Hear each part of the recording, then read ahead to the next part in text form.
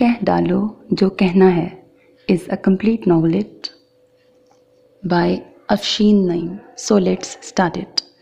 حسان بیگ بمشکل موضوع کا چناؤ کرنے میں کامیاب ہوئے تھے.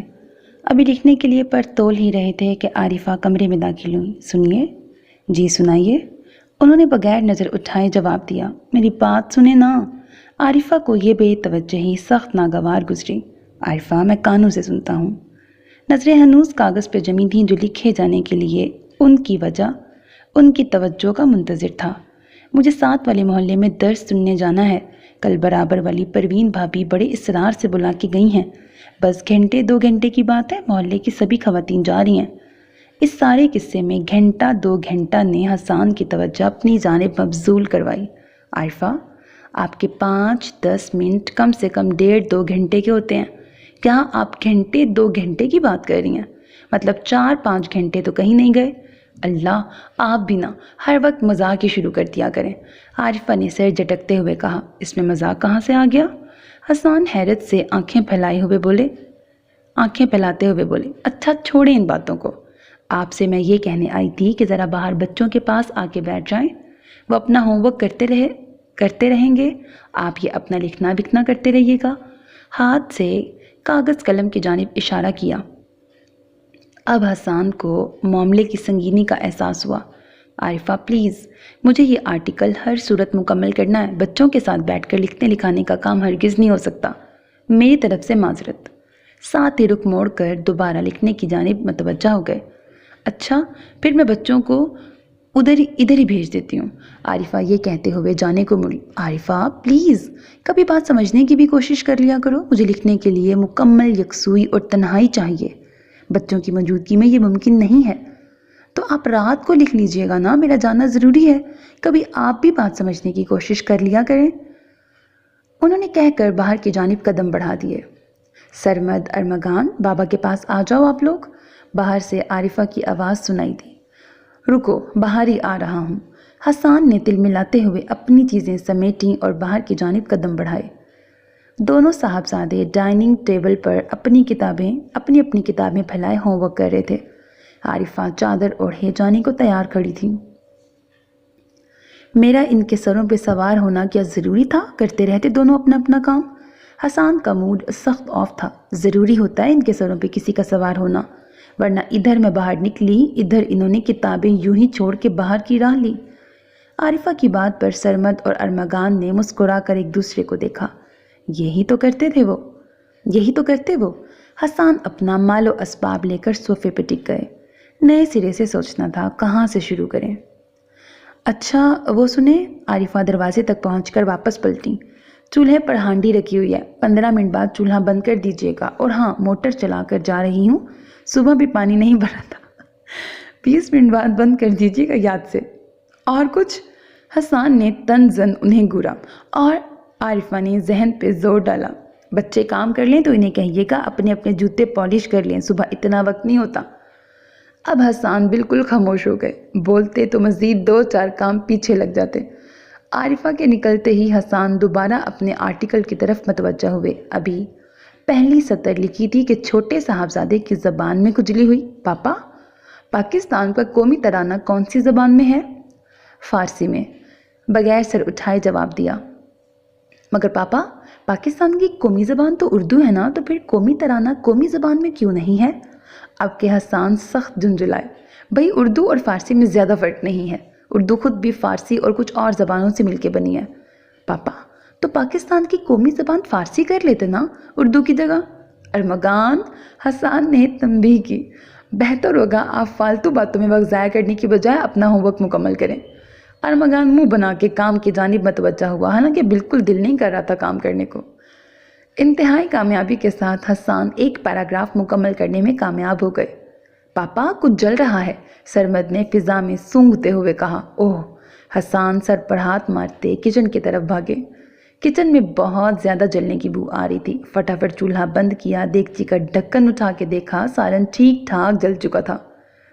واپس ٹی وی لاؤنج میں آئے. کاغذ قلم سنبھالا. نئے سرے سے آرٹیکل کی طرف متوجہ ہوئے. جانے کیا لکھ رہا تھا سبھی کچھ ذہن سے نکل گیا. پہلا پیراگراف دوبارہ پڑھا. کچھ خیالات ذہن میں آئے. انہیں صفحہ کرتاس پر بکھیرنا شروع کیا۔ اب کے بڑے صاحبزادے نے موڈ غارت کیا۔ پاپا یہ ایک غزل کی تشریح سمجھا دیں۔ اف، انہوں نے ٹھنڈی سانس بھری۔ کلاس میں توجہ سے کیوں نہیں سنتے؟ پلیز پاپا، کل ٹیسٹ ہے۔ حسان نے بے دلی سے قلم کاغذ پر پٹکا۔ آؤ سمجھاؤں۔ تشریح سمجھا کر فارغ ہوئے۔ توجہ ایک مرتبہ پھر کاغذ قلم کی طرف مبذول کی۔ اچانک بارش شروع ہو گئی، بے وقت بارش۔ وہ بڑے حیران ہوئے۔ پاپا موٹر بند کر دیں، پانی گر رہا ہے، ارمغان اونچی آواز میں چلایا۔ حسان باہر کو بھاگے، جا کے موٹر کا سوئچ بند کیا۔ پانی مسلسل بہتا آ رہا تھا، مطلب کہ پوری چھت پانی سے بھر چکی ہوگی۔ افسوس سے سوچتے اندر آئے۔ بے دلی سے کاغذ قلم کو دیکھا، عجیب سی بیزاری چھا گئی طبیعت پہ۔ خیالات کی رو بہکتے بہکتے دور کہیں ان کی نوجوانی تک جا پہنچی۔ اپنے دور کے بہت لائق فائق طالب علم تھے، کالج کی ادبی سوسائٹی کے صدر بھی تھے۔ ادبی پرچوں میں لکھنے لکھانے کا آغاز دوران تعلیم ہی ہو گیا تھا، پھر یہ سلسلہ تعلیم مکمل ہونے کے بعد بھی جاری رہا۔ وہ لکھتے، ان کا لکھا پڑھا جاتا، سراہا جاتا، معاوضہ بھی ملتا، بہت خوش رہتے تھے اس دور میں۔ پر یہ تب کی بات ہے جب آتش جوان تھا۔ وہ زمانہ۔ ایک کرا کی صورت ٹھنڈی سانس خارج کی۔ شادی کے بعد تو جیسے دل فرصت کو ترس سا گیا تھا۔ ہمارا معاشرہ بھی عجیب ہے، شادی سے جڑی عورتوں کی مصروفیات تو ساری دنیا کو نظر آتی ہیں، مرد کا دکھ کوئی محسوس نہیں کرتا۔ انہیں اس بے حس معاشرے پر جی بھر کے غصہ آیا۔ اب تو لکھنا لکھانا تقریباً چھوٹ ہی چکا تھا۔ 9 سے 5 کی نوکری کرتے تھے اور ایک ہفت روزے کے لیے کالم لکھتے تھے۔ یہ سلسلہ بھی یوں باقی رہ گیا کہ عباس صاحب جو اس ہفت روزے کے مالک تھے، انہوں نے حسان بیگ کو لکھنا چھوڑنے نہیں دیا۔ لاکھ انہوں نے وقت کی کمی کا رونا رویا، منت ترلے کیے، پر عباس صاحب مان کر نہ دیے۔ منع مت کیجیے حسان صاحب، لاکھوں چاہنے والے ہیں آپ کے۔ کسی ہفتے آپ کا کالم مس ہو جائے تو پورا ہفتہ صفائیاں دیتے دیتے گزر جاتا ہے، ٹیلی فون کالوں کا تانتا بن جاتا ہے۔ ایسا ظلم نہ کیجیے۔ اب ہر ہفتے مطلوبہ دن ان کا فون آتا اور ایسے لجاجت سے بات کرتے گویا کالم کے لیے نہیں، قرض مانگنے کے لیے فون کیا ہو۔ لکھنا تو حسان بے خود بھی چاہتے تھے، سراہا جانا کسے ناپسند ہوتا ہے، پر مصیبت یہ تھی کہ ہفتے میں یہ 6 صفحات لکھنا ان کے لیے جوئے شیر لانے سے کم نہ تھا۔ یہی کالم وہ شادی سے پہلے 2 گھنٹے لگاتار بیٹھ کے مکمل کر لیا کرتے تھے۔ کہاں سے کہاں نکل گئے تھے سوچتے سوچتے۔ ہوش تب آیا جب سرمد اور ارمغان دائیں بائیں آ کے کھڑے ہو گئے۔ سرمد بیگ میٹرک اور ارمغان بیگ 7ویں جماعت کے طالب علم تھے۔ پاپا کام ہو گیا، ہم باہر جا کے کھیل لیں؟ تھوڑی سی دیر لگی ان کو بات سمجھنے میں۔ نہیں بھائی نہیں، آپ کی ماما آ کے ناراض ہوں گی، کوئی ضرورت نہیں باہر جانے کی، پلیز پاپا سارا کام ہو گیا ہے۔ دونوں پیچھے پڑ گئے، آخر ان کو اجازت دیتے ہی بنی۔ دونوں خوشی سے نعرے لگاتے باہر کو بھاگے۔ اف، اس قدر سکون کے لمحات، نہ بیگم گھر پہ نہ بچے۔ وہ نئے سرے سے پرجوش ہو گئے لکھنے کے لیے۔ پہلے چائے پینی چاہیے، انہوں نے اس فراغت کو اچھی طرح سیلیبریٹ کرنے کا سوچا۔ کچن میں گئے، چائے بنا کے لائے، چائے کی چسکیاں لیتے وہ آرٹیکل کھول کے بیٹھے، لکھنا شروع کیا۔ دماغ اور قلم دونوں ہی تیزی سے چل رہے تھے۔ آج برسوں بعد امید بندھی تھی کہ آرٹیکل ایک ہی نشست میں مکمل ہو جائے گا۔ ادب سرشاری کے عالم میں لکھے چلے جا رہے تھے، آدھے سے زیادہ کام مکمل ہو چکا تھا جب عارفہ با آواز بلند بولتی گھر میں داخل ہوئی۔ ارے یہ گیٹ کیوں پورا کھلا ہوا ہے؟ عارفہ کی سریلی آواز کا ثمر تھا کہ لکھنے کا سارا جوش و جذبہ جھاگ کی طرح بیٹھ گیا۔ بریکٹ کیا تھا جو درس والی آپا 1 آدھ گھنٹہ اور لگا لیتی، آرٹیکل مکمل ہو جاتا۔ ارے بھائی یہ کار پورش میں اتنا پانی کہاں سے آ گیا؟ یقیناً آپ موٹر بند کرنا بھول گئے ہوں گے۔ عارفہ بولتے ہوئے ٹی وی لاؤنج میں داخل ہوئی۔ جواب سننے سے ان کو کوئی دلچسپی نہیں تھی، سالن بھی جلا ڈالا۔ وہ فضا میں کچھ سونگتی ہوئی کچن کی جانب بڑھی۔ ہائے ہائے، ستیہ ناش کر دیا سالن کا۔ بریکٹ کیا ہی اچھا ہوتا جو ٹی وی کی طرح بیوی کا بھی ریموٹ ہوتا، جب دل چاہتا آواز بند کر دیتے۔ حسان بس سوچ کے رہ گئے، اس وقت بولنا بہت برا ثابت ہو سکتا تھا ان کے حق میں۔ وہ کچن سے واپس ٹی وی لاؤنج میں آئیں۔ بچے کہاں ہیں؟ ان کو نئی پریشانی نے آ گھیرا۔ کام ختم کر لیا تھا، انہوں نے باہر گئے ہیں کھیلنے۔ کام ختم کر لیا تھا؟ کام تو ان کا رات تک ختم نہیں ہوتا، انہوں نے کہا، اور آپ نے یقین کر لیا۔ ذرا پوچھتے تو کیا کیا؟ کیا کیا کام کیا ہے؟ جوتے پالش کروائے ان سے یا نہیں؟ حسان خاموشی سے چیزیں سمیٹنے لگے۔ جواب دینے کی صورت میں نقص امن کا خدشہ تھا۔ او خدایا، آپ بس یہ اپنا لکھنا لکھانا کرتے رہا کیجیے ہر وقت، چاہے دنیا میں کچھ بھی ہوتا رہے آپ کی بلا سے، عارفہ بولتی رہی۔ حسان نے کان لپیٹ کر کھسکنے میں ہی عافیت جانی۔ مس جی، میڈم جی، تو انو یاد کر رہے نے۔ بریکٹ، مس جی، میڈم جی آپ کو یاد کر رہی ہیں۔ ثانیہ 3 لگاتار لیکچر اور پھر بریک ڈیوٹی کے بعد ابھی آ کے بیٹھی ہی تھی کہ فضیلت بھی میڈم کا پیغام لے کے آ گئی۔ کیا مصیبت ہے؟ وہ سخت بے مزہ ہوئی اس بے وقت کے حکم نامے پر۔ حسرت بھری نظر خوش گپیوں میں مصروف ساتھیوں پہ ڈالتی وہ اٹھ کھڑی ہوئی۔ پرنسپل آفس کے سامنے جا کر بیزاری کو ڈانٹ کے بھگایا، چہرے پہ بشاشت طاری کی، ایک دھیمی سی مسکان لبوں پہ سجائی، تصور کی آنکھ سے خود کو دیکھا، شاباش دی اور اندر داخل ہو گئی۔ میم، آپ نے یاد کیا تھا؟ جی بیٹھیے، انہوں نے کام چھوڑ کے اسے بیٹھنے کا اشارہ کیا۔ مس ثانیہ، ریجنل اسپیچ کمپٹیشن کے لیے فائنل ڈیٹ آ گئی ہے، آپ نے بچے سلیکٹ کر کے تقریر کی تیاری کروانی ہے۔ یہ فائل دیکھ لیجئے، اس میں تقریر کا موضوع اور دیگر ہدایات دی گئی ہیں۔ انہوں نے فائل بڑھائی جسے ثانیہ نے مستعدی سے تھام لیا۔ مس ثانیہ، دھیان رہے اس مصروفیت کا اثر آپ کی کلاسز پہ نہیں پڑنا چاہیے۔ نہیں پڑے گا میم، میں فری لیکچر میں مینیج کر لوں گی۔ بریکٹ، فالتو تنخواہ ملتی ہے نا جو فالتو کام بھی میں کروں؟ یہ نکموں کا اتنا بڑا ٹولہ بس تالیاں پیٹنے کے لیے ہے۔ چہرے کے تاثرات نارمل رکھنے کی اپنی سی کوشش کی۔ اگر آپ کو ضرورت ہو تو میں کسی اور کی ڈیوٹی بھی لگا دیتی ہوں آپ کے ساتھ، انہوں نے سوالیہ نظروں سے دیکھتے ہوئے پوچھا۔ بریکٹ، محنت ساری میری، نام مفت میں کسی اور کا ساتھ لگ جائے گا؟ نو میم، اس کی ضرورت نہیں ہے، میں کر لوں گی مینیج۔ گڈ، پوری کوشش کیجیے گا اس بار ٹرافی ہمارے ہی اسکول میں آئے۔ جی میم، انشاءاللہ۔ بریکٹ، اتنا آسان سمجھ رکھا ہے، ذرا خود تیاری کروائیں تو پتہ چلے۔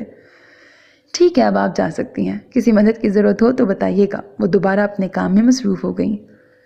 ثانیہ تھکے تھکے قدموں سے اسٹاف روم میں داخل ہوئی اور دھپ کر کے اپنی نشست پہ گر سی گئی۔ مس ثانیہ، میڈم نے خیریت سے بلایا تھا؟ مسز احمد نے بے نیاز سے لہجے میں ثانیہ سے پوچھا۔ ان کی بات پر باقی سب بھی ثانیہ کی طرف دیکھنے لگیں۔ ریجنل اسپیچ کمپٹیشن کی فائنل ڈیٹ آ گئی ہے، اس کی تیاری کروانی ہے، اسی سلسلے میں بلایا تھا، ثانیہ نے فخر سے گردن اکڑاتے ہوئے کہا۔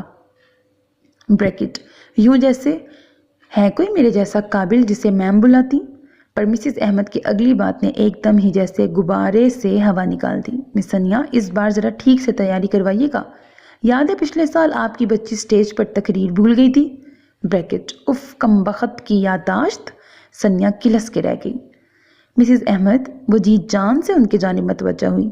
میڈم نے مجھے کہا ہے کہ اگر مجھے ضرورت ہو تو وہ کسی اور کی بھی ڈیوٹی لگا دیں گی میرے ساتھ، تو میرا خیال ہے میں آپ کا نام لے دیتی ہوں، ہم دونوں مل کے تیاری کروائیں گے تو پچھلی بار کی طرح نہیں ہوگا۔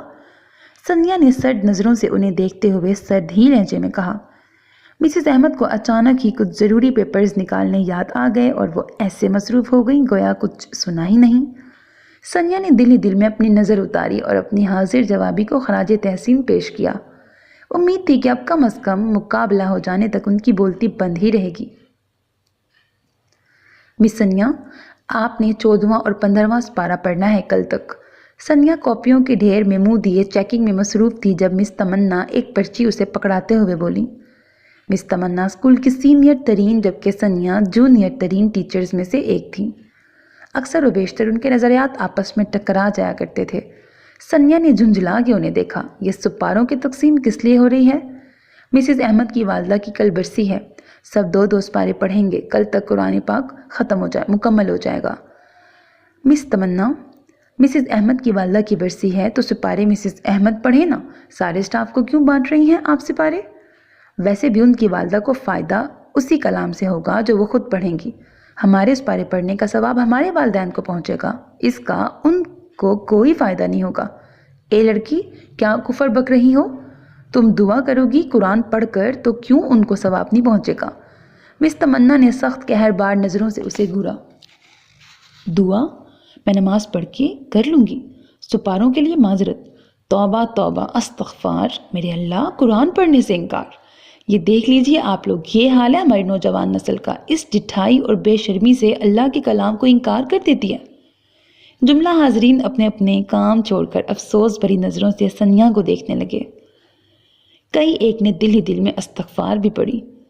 نیکوکاروں کی اس محفل میں گویا فقط سنیا ہی تھی جو سنگسار کیے جانے کے قابل تھی۔ بریکٹ صفائی دینی ضروری ہو گئی۔ مس تمنا، آپ بات کو غلط سمت لے جا رہی ہیں۔ میں صرف وقت کی کمی کا تذکرہ کر رہی ہوں۔ میرے 2 چھوٹے چھوٹے بچے ہیں جن کو گھر میں میری توجہ کی ضرورت ہوتی ہے۔ میں تو فرض نماز کے لیے بھی بہت مشکل سے وقت نکال پاتی ہوں، ایسے میں سپارے پڑھنے کے لیے وقت کہاں سے لاؤں؟ اے لو، پھر وہی بات۔ ارے بیوی، بچوں کے پوتڑے دھونے، ان کو کھلانے پلانے کے لیے بھی تو وقت نکالتی ہی ہوگی نا، تو 1-1.5 گھنٹہ اپنے رب کے لیے نہیں نکال سکتی؟ سنیا کا بس نہیں چل رہا تھا کہ مس تمنا کو مکھی بنا کے کسی دیوار سے چپکا دے۔ مس تمنا، آپ کے خیال میں اگر مجھے اپنے بچے کا گندا پیمپر تبدیل کرنا ہے یا اس کو بھوک کے وقت کچھ کھانے کو دینا ہے تو یہ کام چھوڑ کر قرآن پاک کھول کے بیٹھ جاؤں؟ اس نے سخت زچ ہو کے جوابی حملہ کیا۔ ارے بھائی، نہیں ہوتا گھر میں وقت تو یہاں وقت نکال لو۔ اب کہ وہ کچھ نرم پڑھ کے بولی، ہم تو پورے کا پورا قرآن پڑھ ڈالتے ہیں اسکول ہی میں ٹائم نکال کے۔ بس انسان کے اندر جذبہ ہونا چاہیے۔ انہوں نے فخریہ لہجے میں حاضرین و سامعین کو اپنی کارکردگی سے آگاہ کیا۔ بریکٹ جس سے سب پہلے ہی سے واقف تھے۔ اور اس کام کا کیا ہوگا؟ سنیا نے کاپیوں کے ڈھیر کی جانب اشارہ کیا۔ بی بی، ایک بات اچھی طرح جان لو، یہ سب کام نہیں آئے گا۔ انگلی اٹھا کر کاپیوں کی جانب اشارہ کیا۔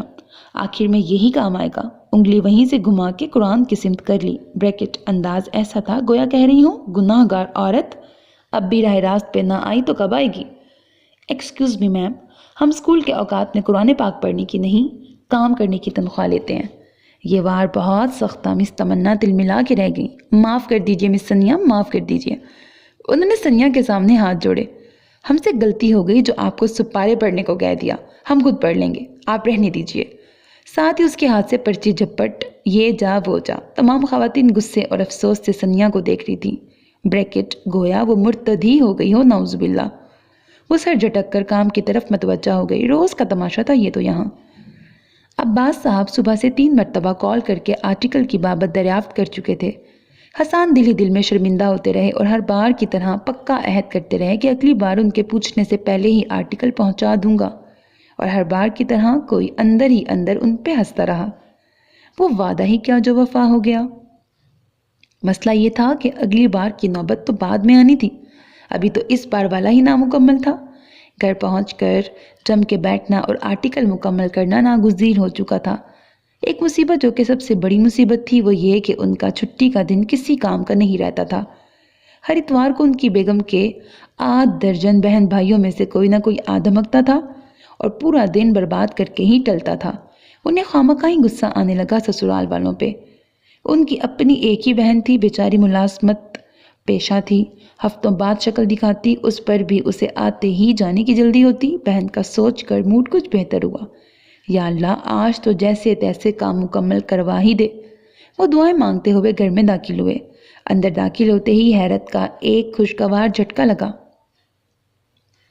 دعائیں قبول ہوتی محسوس ہوئیں۔ بیگم نک سک سے تیار کھڑی نظر آئیں، گویا کہیں جا رہی ہوں۔ بچوں کو کھیلنے بھیج دوں گا اور خود تسلی سے کام کروں گا۔ جلدی سے منصوبہ بندی کر لی۔ بہت دیر کر دی آج؟ بیگم مسکراتے ہوئے بولی۔ ہاں، رش بہت تھا۔ بریکٹ خیال آیا پہلے پوچھنا چاہیے کہاں کی تیاری ہے؟ ساتھ ہی دوسرا خیال آیا کہیں چھوڑنے ہی نہ جانا پڑ جائے، فوراً پوچھنے کا ارادہ ملتوی کر دیا۔ باتھ روم سے فریش ہو کے نکلے تو امید تھی بیگم جا چکی ہوں گی۔ انگڑائی لیتے ہوئے کاغذ قلم سنبھالا اور تیار ہو گئے۔ مضمون کو انجام تک پہنچانے کو بیٹھے ہی تھے کہ بیگم ہنستی مسکراتی کمرے میں داخل ہوئیں۔ ہاتھ میں چائے کی پیالی تھی۔ بریکٹ گئی نہیں اب تک؟ محض سوچ کے رہ گئے۔ مسکرا بھی ضرورت سے زیادہ ہی رہی ہے، کہیں پیسے ہی نہ مانگ لیں۔ ناحق زحمت کی میں بنا لیتا۔ بریکٹ تم اب چلی جاؤ جہاں جا رہی ہو۔ مسکراتے ہوئے پیالی پکڑی۔ زحمت؟ کیسی غیروں والی باتیں کرتے ہیں؟ اٹھلا کے کہا۔ حسان تو ان کے ناز و انداز دیکھ کر حیران رہ گئے۔ بریکٹ ضرور پیسے مانگیں گی۔ چائے پیش کرنے کے بعد وہاں سے جانے کی بجائے وہیں ٹک گئیں۔ اور سنائیے، آفس میں سب ٹھیک جا رہا ہے؟ حسان کو زبردست قسم کا اچھو لگ گیا ان کے بات سن کے۔ بریکٹ یاد نہیں پڑتا تھا کہ کبھی اس قسم کی گفتگو بیگم نے اس سے پہلے کبھی فرمائی ہو۔ ہاں ہاں سب ٹھیک ہے بریکٹ، اللہ کا واسطہ ہے جان چھوڑ دو، کام کرنا ہے۔ انہوں نے ادھورا نامکمل مضمون نکال کر سامنے رکھا، قلم کھولا، دوسرے ہاتھ سے چائے کا کپ تھامے چسکیاں لے رہے تھے جب بیگم بولی، موسم کتنا اچھا ہو رہا ہے نا؟ انداز سوالیہ تھا اور جواب سننے کی چاہ چہرے پر نظر نہیں آ رہی تھی۔ موسم اچھا ہو رہا ہے، موسم اچھا ہو رہا ہے، انہوں نے حیرت سے یہ جملہ دہرایا۔ سارا دن سورج آگ اگلتا رہا تھا، ابھی بھی ہوا بالکل بند تھی، حبس تھا کہ جان لے کر ہی چلنے والا لگتا تھا۔ ایسے میں یہ جملہ انہیں بیگم کی دماغی حالت پر کچھ شبہ محسوس ہوا۔ اوپر سے آج ان کا انداز بھی کچھ عجیب سا تھا۔ کب تک نکلو گی؟ بے ساختہ ہی سوال زبان سے پھسل گیا۔ کیا کہا آپ نے؟ عارفہ کے چہرے کے تاثرات انتہائی تیزی سے تبدیل ہوئے، مسکراہٹ کی جگہ غیظ و غضب نے لے لی۔ مجھے نکلنے کا کہہ رہے ہیں؟ وہ سرخ ہوتے چہرے کے ساتھ کھڑی ہو گئیں۔ ارے میرا مطلب تھا کب تک جاؤ گی؟ انہوں نے گڑبڑا کر سوال کو ذرا بہتر انداز سے پوچھنے کی کوشش کی۔ یہ کوشش انہیں خاصی مہنگی پڑ گئی۔ ہاں میرا ہی دماغ خراب تھا جو درس والی آپا کی باتوں میں آ گئی۔ میاں کے آنے پر سارے کام چھوڑ چھاڑ تیار ہو کے بیٹھ گئی۔ بریکٹ، اوہ تو یہ کہیں نہیں جا رہی۔ دھڑ دھڑ دھڑ کوئی عمارت سی سر پہ آ کے گری۔ اس سڑے بسے آدمی سے ہنس ہنس کے لگاوٹ کی باتیں شروع کر دیں۔ بریکٹ، لگاوٹ کی باتیں؟ ان باتوں میں لگاوٹ کہاں تھی؟ سوچا پر ڈھونڈنے سے بھی نہ ملی۔ میاں کو وقت دینا چاہا اپنے دسیوں کام چھوڑ کے۔ بریکٹ، میاں کا اتنا قیمتی وقت برباد کر کے؟ ارے ان کو، بریکٹ یقیناً درس والی آپا کو، کیا معلوم یہ نہیں ہے ان مردوں میں سے جنہیں بیویوں کا وقت درکار ہوتا ہے۔ ان کا سارا وقت اس سوتن، بریکٹ ہاتھ سے کاغذ کے پلندوں کی جانب اشارہ کیا، کے لیے ہے۔ ارے میں ہی پاگل تھی، وہ زور زور سے بولتی کمرے سے باہر جانے کو لپکی۔ ارے تو درس والی آپا سے پوچھ کر مجھے بھی بتا دیتی کہ جواباً میاں کو کیا کرنا ہوتا ہے۔ وہ تو اس صورتحال پر حیران کم پریشان زیادہ تھے۔ صدمہ ہی کم نہ ہو رہا تھا، یعنی کہ یہ واقعی کہیں نہیں جا رہی۔ اف، اس بار بھی آرٹیکل عین وقت پر بمشکل مکمل کر کے حوالے کیا، پر اب وہ خاصے سنجیدہ تھے اس مسئلے کے حل کے لیے۔ اتوار سسرالی میکے کی نظر ہو جاتا تھا، اس دن کا وہ بھرپور فائدہ اٹھا سکتے تھے جو کبھی یہ سسرالی موقع عنایت کر دیتے۔ آج تک ایسا مبارک چھٹی کا دن انہیں میسر نہ آ سکا تھا۔ اب وقت آ گیا تھا بیگم سے دو ٹوک بات کرنے کا کہ کبھی تم بھی اپنے بہن بھائیوں کے ہاں چلی جایا کرو، ہر وقت وہی سر پہ مسلط رہتے ہیں۔ عید بقرہ عید کے علاوہ شاید ہی کوئی موقع ہوتا ہو جب وہ اپنے گھر بلانے کو تیار ہو۔ عارفہ اس ویکنڈ پر بچوں کو لے کر سکندر بھائی کی طرف چلیں گے۔ زہر نصیب، آج سورج کہاں سے نکلا ہے جو آپ کو میرے بھائی کے گھر جانے کا خیال آ گیا؟ خیال تو اکثر ہی آ جاتا ہے، پر وہ لوگ کبھی موقع بھی تو دیں۔ حسان جل کے بولے۔ بات چونکہ سچی تھی لہٰذا عارفہ دفاع میں کچھ کہہ نہ پائیں۔ اس ویکنڈ پہ نہیں جا سکتے، سلمہ آپا بریکٹ بڑی بہن اور نمرہ بریکٹ چھوٹی بہن آ رہی ہیں۔ حسان کو غصہ آیا۔ ان کو فون کر کے بتاؤ کہ ہم سکندر بھائی کی طرف جا رہے ہیں، وہ بھی ادھر ہی آ جائیں، وہی ملاقات ہو جائے گی۔ ایسے برا لگتا ہے منع کرنا، میں نہیں کر رہی کوئی فون وون۔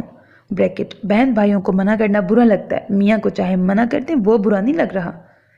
حسان سخت بھنائے ان کے کورے جواب پر۔ اچھا خاصا منصوبہ بنایا تھا، بچوں اور بیگم کو ان کی طرف چھوڑ کے خود تھوڑی دیر بیٹھ کر کھسک آئیں گے، آرام سے آرٹیکل مکمل کریں گے، پر عارفہ کے جواب نے سارا پلان چوپٹ کر دیا۔ حسان کا موڈ سخت آف ہوا۔ میری بہن تو نہیں آتی ہر ہفتے منہ اٹھا کے؟ حسان بڑبڑائے۔ ایک تمہارے ہی بہن بھائی ہیں زمانے بھر کے فارغ لوگ، سیدھا سیدھا تبل جنگ بجا دیا۔ یہ میرے بہن بھائی کیوں کھٹکنے لگے اچانک؟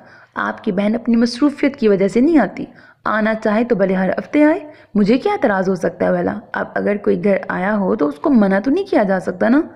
عارفہ بولتی ہوئی باہر نکل گئیں۔ اب کوئی گھر آ رہا ہو تو اس کو منع تو نہیں کیا جا سکتا نا؟ حسان نے منہ ٹیڑھا کر کے نقل اتاری۔ بریکٹ، کرتا ہوں کچھ نہ کچھ بندوبست۔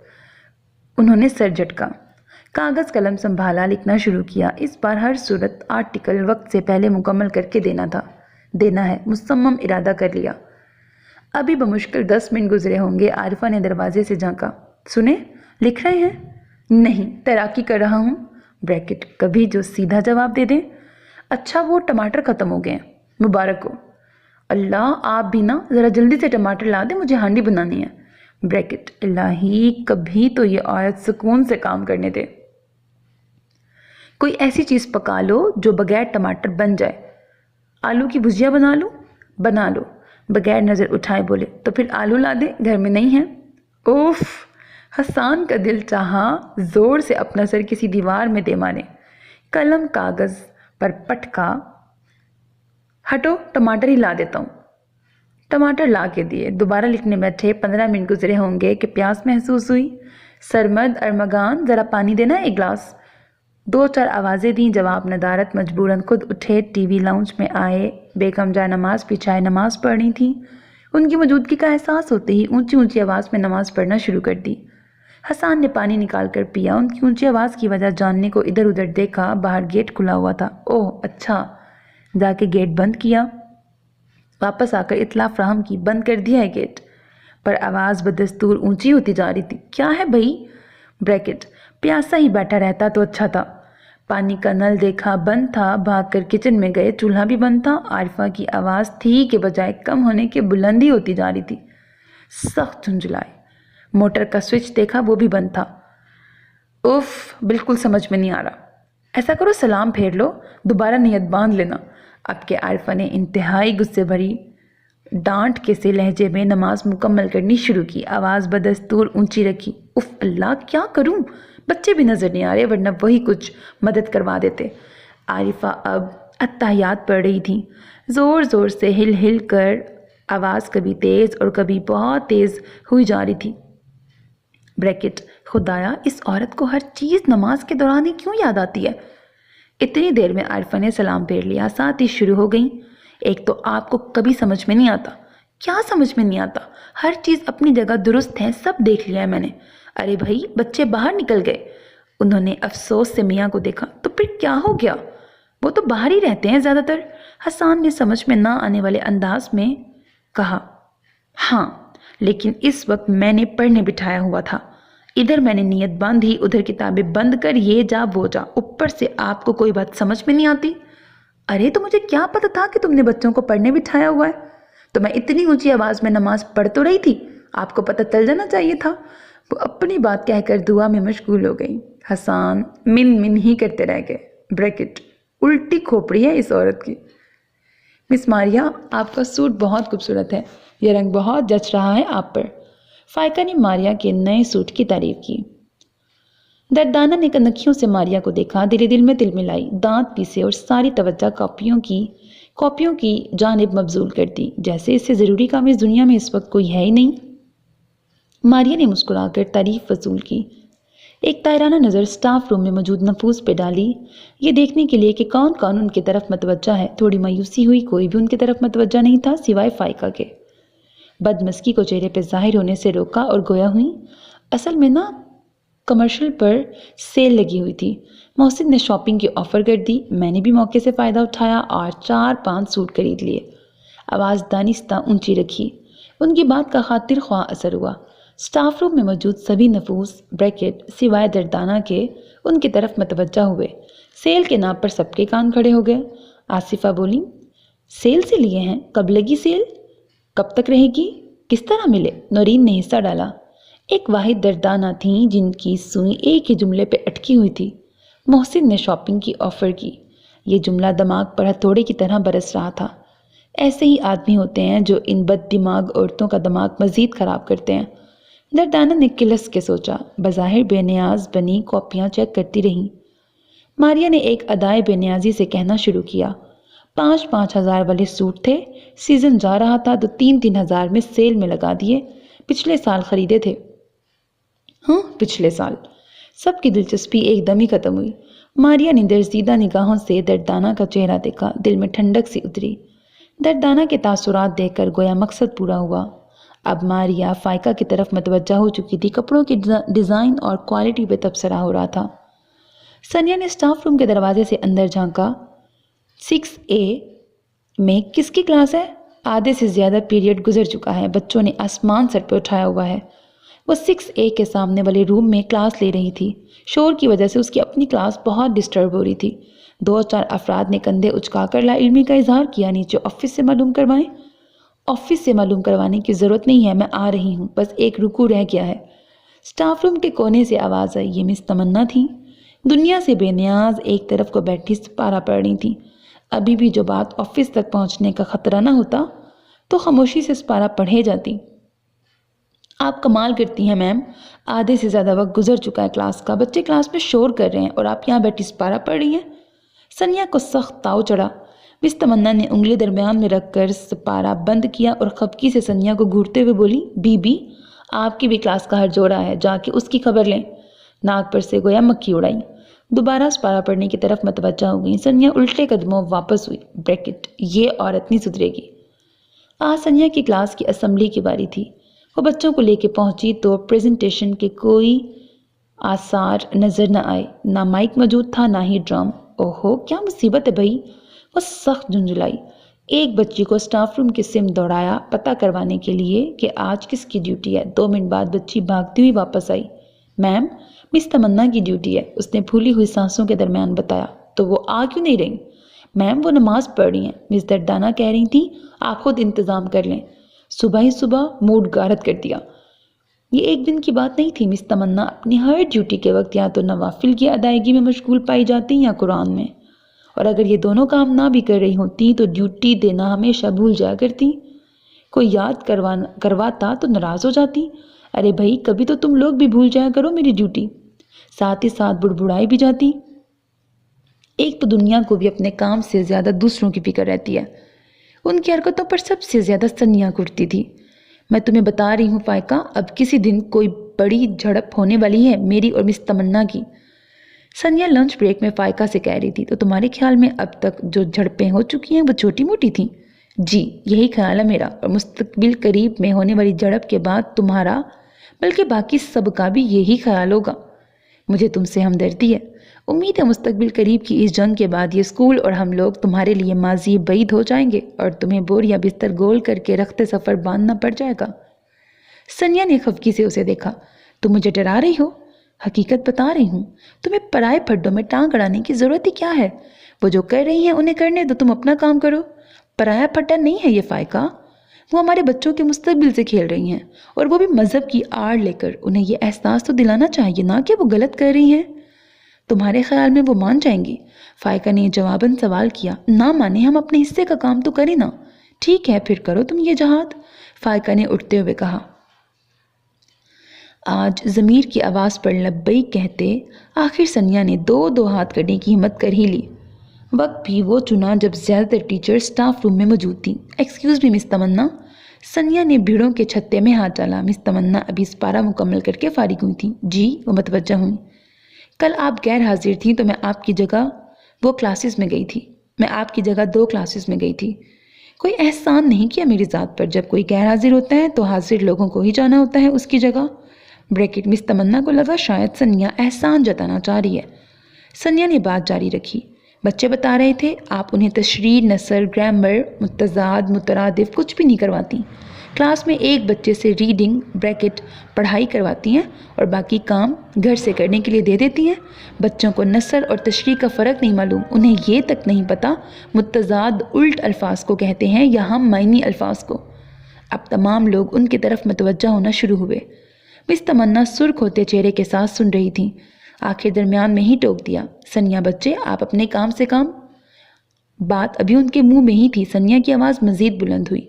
آپ بچوں سے کہتی ہیں کہ اس دنیا کی تعلیم کا کوئی فائدہ نہیں، ہمیں نماز اور قرآن پر ہی مکمل تکیہ کرنا چاہیے، باقی سب بالکل بیکار ہے۔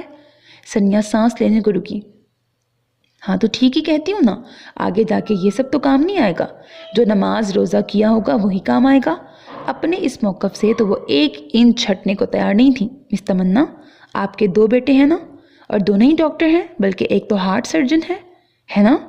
مس تمنا نے گردن اکڑا کر ذرا فخر سے سامعین کو دیکھا۔ یہ بیٹے تو ان کا فخر تھے، الحمدللہ دونوں ڈاکٹر ہیں، دکھی انسانیت کی خدمت کرتے ہیں۔ انہوں نے متانت سے کہا۔ جی، ایک سعودی عرب میں دکھی انسانیت کی خدمت کرتا ہے اور دوسرا امریکہ میں، مجھے معلوم ہے۔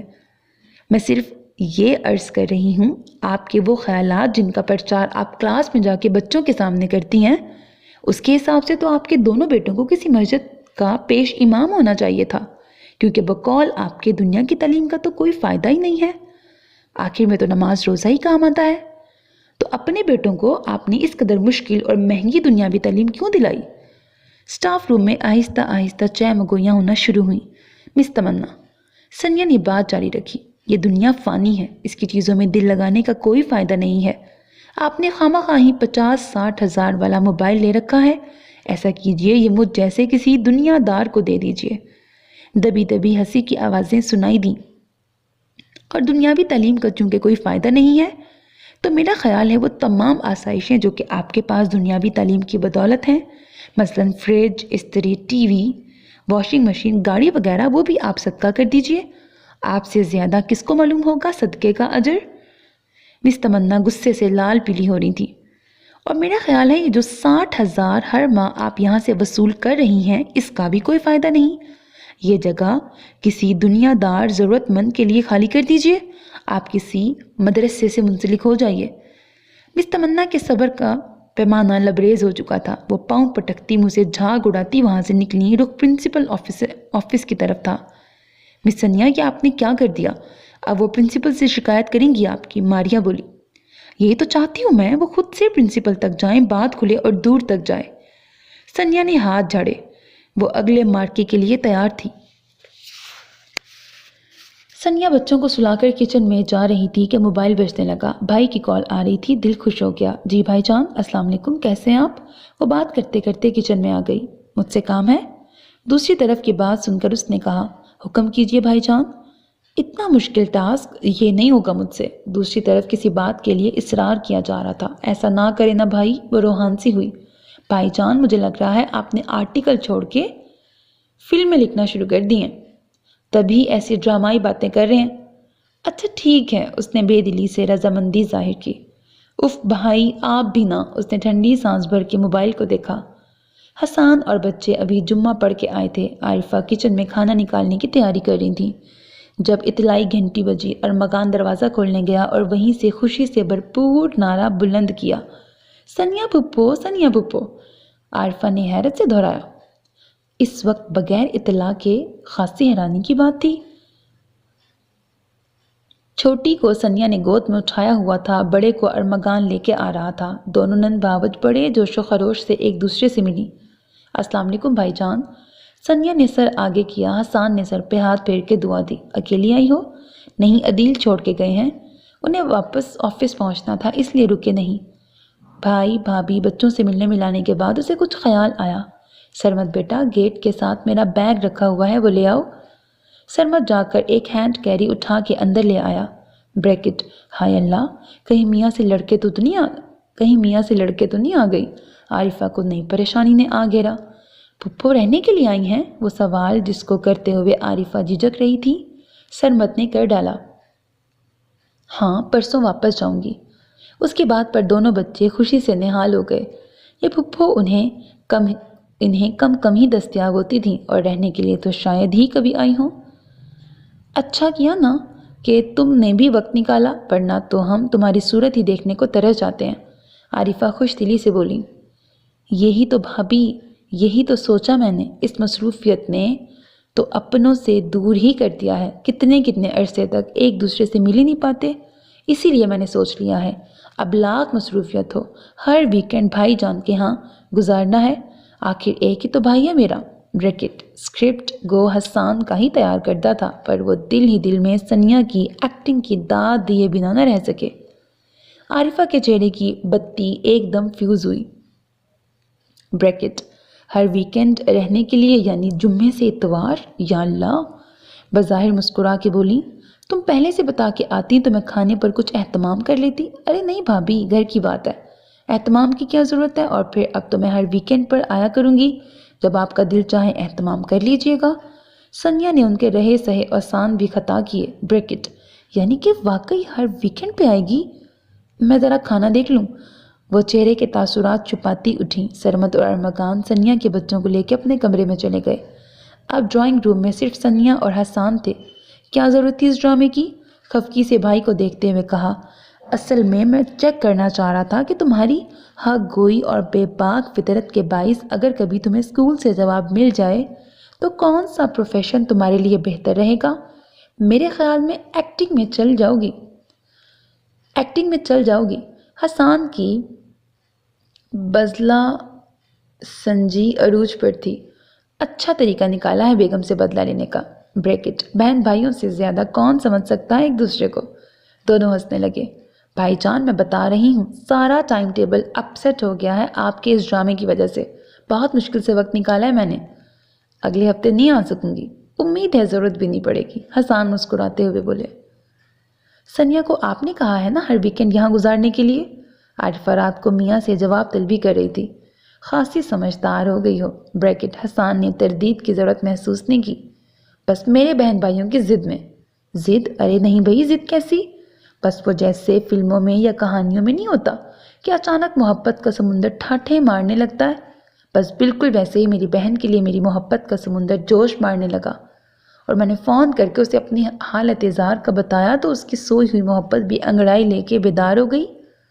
تمہیں یقیناً برا لگ رہا ہوگا نا ہم بہن بھائی کا یوں شیر و شکر ہونا۔ حسان نے مزید تپایا۔ دو بھلا مجھے کیوں برا لگے گا؟ بریکٹ، وہ حسب توقع برا مان گئی، پر اگر آپ مجھے اعتماد میں لے کے اسے بلواتے تو زیادہ اچھا ہو جاتا۔ کیوں؟ تم نے کالا بکرا منگوا کے صدقہ کرنا تھا یا دیگیں پکوا کے بانٹنی تھی؟ بریکٹ، بڑے موڈ میں ہیں جناب، عارفہ کو تو پتنگے ہی لگ گئے۔ ڈھنگ کی کوئی چیز پکا لیتی، کیا سوچے گی؟ کیا خاطر ہوئی ہے بھائی کے گھر؟ کچھ تب کے بولی۔ بریکٹ، اپنے بھائی بہنوں اور میاں کے بھائی بہنوں میں کچھ تو فرق ہوتا ہی ہے نا آخر۔ ابھی 2 دن ادھر ہی ہے، وہ پکا کے کھلاتی رہنا ڈھنگ کی چیزیں۔ اپنی بات کہہ کے بیگم کے تاثرات ملاحظہ کیے۔ میرے بہن بھائیوں کے آنے سے آپ کے لکھنے لکھانے کا حرج ہوتا ہے، بہت ڈسٹرب ہو جاتے ہیں آپ۔ اب تو کوئی ڈسٹربنس نہیں ہوگی نا؟ عارفہ نے طاق کر وار کیا۔ حسان ہنسنے لگا۔ صاف کیوں نہیں کہتی؟ تمہیں سنیا کا آنا کھل رہا ہے۔ اس کا آنا نہیں، آپ کا بلانا۔ آپ کو معلوم تھا کہ میں نے اس ویکنڈ پر سلمہ آپا اور نمرا کو بلایا ہے، پھر بھی آپ نے سنیا کو آنے کے لیے کہہ دیا۔ انہوں نے ہوں کو کھینچ کے کچھ لمبا کیا۔ اگر ناگوار نہ گزرے تو کچھ عرض کروں؟ بریکٹ، ہاں پہلے تو جیسے بڑی خوشگوار باتیں کر رہے ہیں نا۔ عارفہ خاموش رہیں، گویا خاموشی نیم رضامندی۔ اگر آپ ذرا سا اپنے دماغ کو زحمت دے لینا اور یاد کرنے کی کوشش کریں تو آپ کو یاد آ جائے گا کہ آپ نے مجھ سے کہا تھا کہ میری بہن اپنی مصروفیت کی وجہ سے نہیں آ پاتی، اور اگر وہ آنا چاہے تو آپ کو کیوں ہوگا اعتراض؟ کہہ کر لمحے بھر کو توقف کیا۔ تو پھر اب اعتراض کس بات کا؟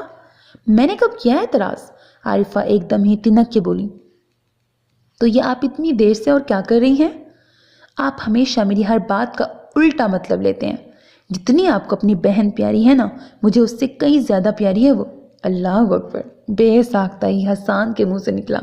دیکھیے بیگم، ایسی باتیں یوں اچانک نہیں کہہ دیتے۔ ابھی جو مجھے دل کا دورہ پڑ جاتا تو میری بہن سے آپ کی محبت، واللہ واللہ قربان، جس وقت سے وہ آئی ہے نا آپ کے چہرے سے نور بن کے چھلکی پڑ رہی ہے۔ آپ مصنف ہیں، میں نہیں ہوں، مجھ سے آسان زبان میں بات کیا کریں۔ لیجئے آسان زبان میں بات کر لیتے ہیں۔ جو آپ کہہ رہی ہیں اور جو مجھے محسوس ہو رہا ہے، ان دونوں میں اچھا خاصا تضاد ہے۔ کیا مطلب؟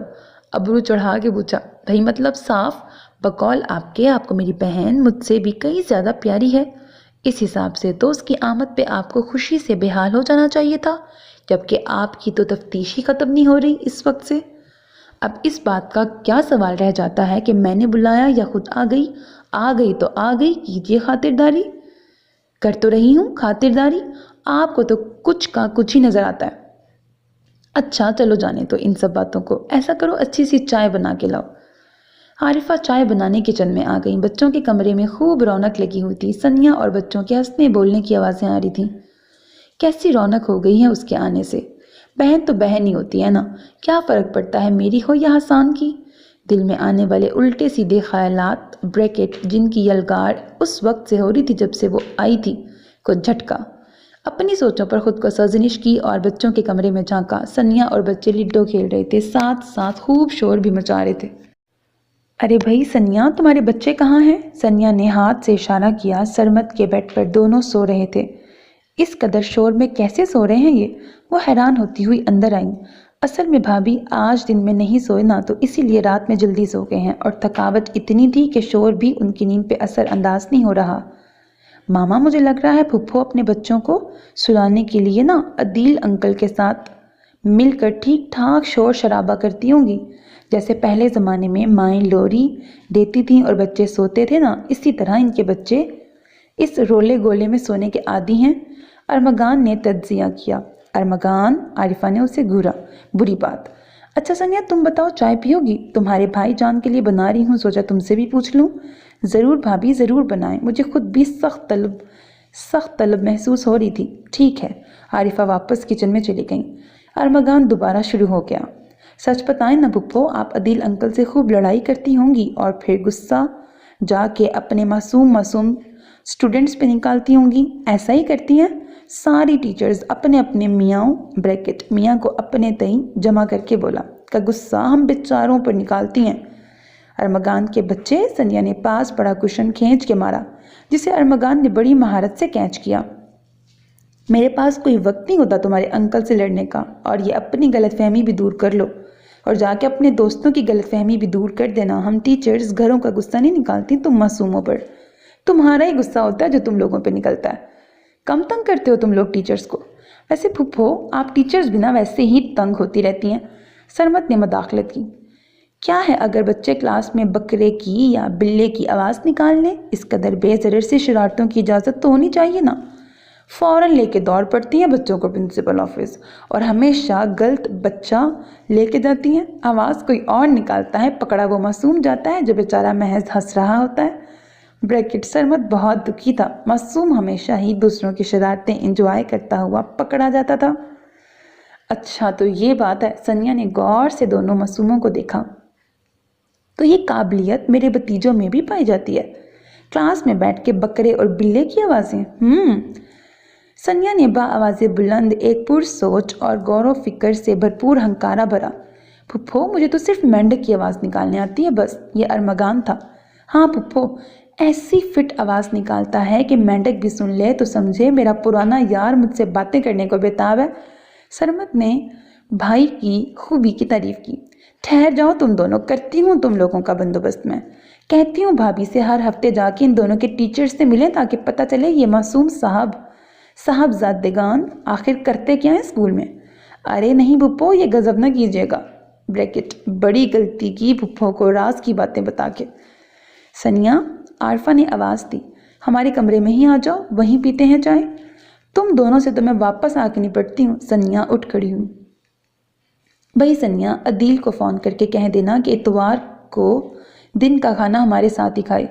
عارفہ نے سنیا کو مخاطب کرتے ہوئے کہا۔ کیوں تکلفات میں پڑتی ہیں بھابھی، رہنے دیں، گھر کی بات ہے۔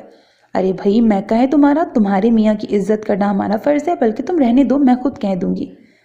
چائے پی کے عارفہ اٹھیں۔ اچھا آپ دونوں بیٹھیں، میں ذرا کچن سمیٹ کے آتی ہوں۔ بھائی جان، آپ کا پلان ناکام ہو گیا۔ بھابھی میرے ساتھ ساتھ میرے میاں کی ناز برداریوں کے لیے بھی تیار ہیں۔ میرے پاس پلان بی ہے، ایسا کرنا تم۔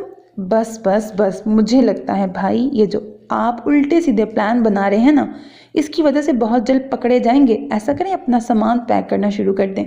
کیوں؟ کیونکہ آپ کے ان سازشی منصوبوں کی وجہ سے کسی دن آپ کو دیس نکالا مل جانا ہے، پھر اگر سامان پہلے سے پیک ہوگا تو اٹھانے میں آسانی رہے گی۔ بس اٹھانا اور میرے گھر آ جانا، وہ بھی آپ ہی کا گھر ہے۔ سنیا نے مستقبل کی بھیانک منظر کشی کی۔ ویسے بھائی جان، آپس کی بات ہے، آپ کو آخر مسئلہ کیا ہے بھابھی کے بہن بھائیوں سے؟ یار ہماری اپنی بھی کوئی زندگی ہے، مصروفیات ہیں۔ ایک ہفتے 2 نازل ہوتے ہیں، اس سے اگلے ہفتے اگلے 2، اس سے اگلے ہفتے اگلے 2، اس کے بعد پھر سے پہلے 2 کا نمبر آ جاتا ہے۔ حسان سخت تنگ تھے۔ تو آپ بھابھی سے ڈسکس کریں نا یہ مسئلہ، اس کی سمجھ میں نہیں آتی کوئی بات۔ ایک تو ہمارے معاشرے کے 90% مردوں کا یہی خیال ہے کہ ان کی بیویوں کو ان کی بات سمجھ میں نہیں آتی، جبکہ آپ لوگ بیوی کو اعتماد میں لیتے ہی نہیں ہیں۔ حسان نے کچھ سوچتے ہوئے سر ہلایا۔ تم نے خواہ عدیل کو کھانے کا کہہ دیا، نمرا اور سلمہ آپا بھی آ رہی ہیں، تم پر اضافی کام کا بوجھ پڑ جائے گا۔ رات حسان نے بات کرنے کے لیے تمہید باندھی۔ وہ تو ہے، پر ایسے برا لگتا ہے کہ وہ سنیا کو لینے آئے اور بغیر کھائے واپس جائے۔ تم بہت مصروف رہتی ہو، ہر ویکنڈ پر اپنی تفریح پر بھی توجہ دیا کرو۔ ہاں، دل تو میرا بھی کرتا ہے کہ میں بھی کہیں جاؤں، فراغت کا کچھ وقت۔ میرا بھی تو حق ہے، پر موقع ہی نہیں ملتا۔ اب بات بھی اپنے بھائی بہنوں کی ہے، انسان کسی سے کیا شکوہ کرے۔ عارفہ کچھ خجل نظر آئیں۔ حسان کو لوہا گرم محسوس ہوا تو چوٹ لگانے میں دیر نہیں کی۔ دیکھو عارفہ، رواداری، لحاظ، مروت، یہ سب بہت اچھی صفات ہیں، لیکن کوئی بھی چیز جب حد سے بڑھ جاتی ہے نا تو اس سے بگاڑ پیدا ہوتا ہے۔ یہ کائنات توازن کے اصول پر قائم ہے۔ ہم اپنے بھائی بہنوں کو سمجھا سکتے ہیں کہ ہماری بھی مصروفیات ہیں، ہمیں اپنے لیے بھی وقت چاہیے۔ بریکٹ بولتے اچھا ہیں، پہلے کبھی سنا ہی نہیں، یقیناً لکھتے بھی اچھا ہوں گے۔ کیا یہ بات آپ اپنی بہن کو سمجھا سکتے ہیں؟ عارفہ نے انہیں دیکھتے ہوئے کہا، بالکل سمجھا سکتا ہوں۔ ٹھیک ہے، پھر نیکسٹ ویکنڈ ہم سکندر بھائی کی طرف چلیں گے۔ توازن بہرحال انہیں ہی قائم رکھنا تھا۔ دوسری طرف حسان سوچ رہے تھے، ٹھیک کہتی ہے سنیا، بات کر لینی چاہیے، کہہ دینا اچھا ہوتا ہے۔ ختم شد۔ سو میرے عزیز listeners, this was the end of the novel کہہ ڈالو جو کہنا ہے۔ Hope that you like it. اپنا بہت خیال رکھیے گا نیک تمناؤں کے ساتھ۔ اللہ حافظ۔ And don't forget to subscribe to my channel because that's how you can encourage me, and that's the only kind of support and encouragement which I want from all of you. Allah Hafiz.